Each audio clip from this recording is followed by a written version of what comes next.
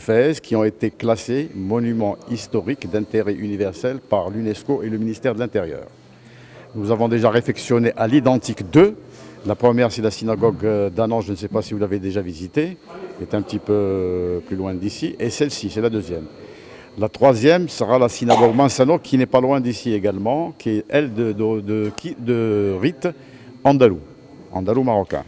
Et la quatrième, c'est la synagogue Emha Banim, c'est-à-dire El Banim, la mère des enfants. C'est la première synagogue qui a été créée par la première organisation féminine du Maroc.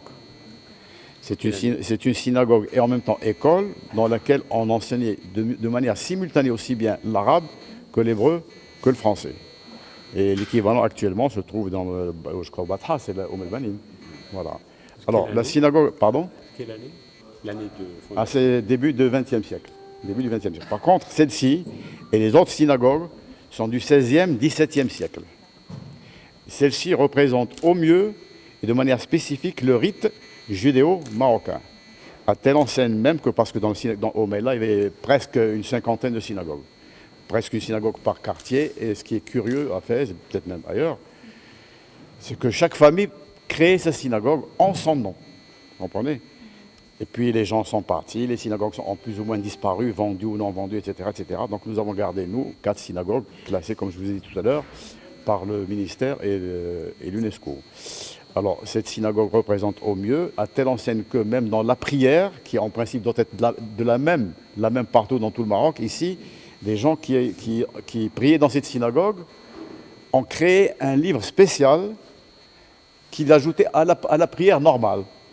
Ce livre s'appelle Ahavat Hakadmonim. Ahavat, c'est-à-dire l'amour des anciens, qui traduisait, si vous voulez, l'amour des anciens par rapport à la Bible, par rapport au Maroc, par rapport au roi du Maroc, etc. Parce que vous savez très bien que dans nos prières, chaque Shabbat, chaque fête, la première prière qui est faite pour le roi du Maroc. Aussi bien au Maroc qu'à l'extérieur, aussi bien en Israël qu'en France, qu'aux États-Unis et partout. Hein. D'ailleurs, si vous voyez, actuellement, il y a Facebook partout. Si vous voyez Facebook, chaque fois, vous voyez le roi du Maroc, les Marocains, le roi du Maroc, les Juifs du Maroc, etc. Parce que les Juifs du Maroc, il y a à peu près 1 300 000 à l'extérieur. Et tous ces Juifs du Maroc ont gardé un attachement viscéral avec le Maroc et avec son roi.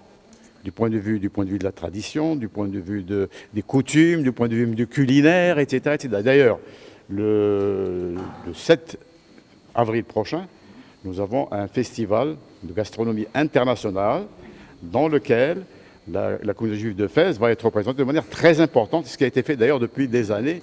Chaque fois qu'il y a un festival, M. Bar est au courant, il assiste avec nous tout le temps.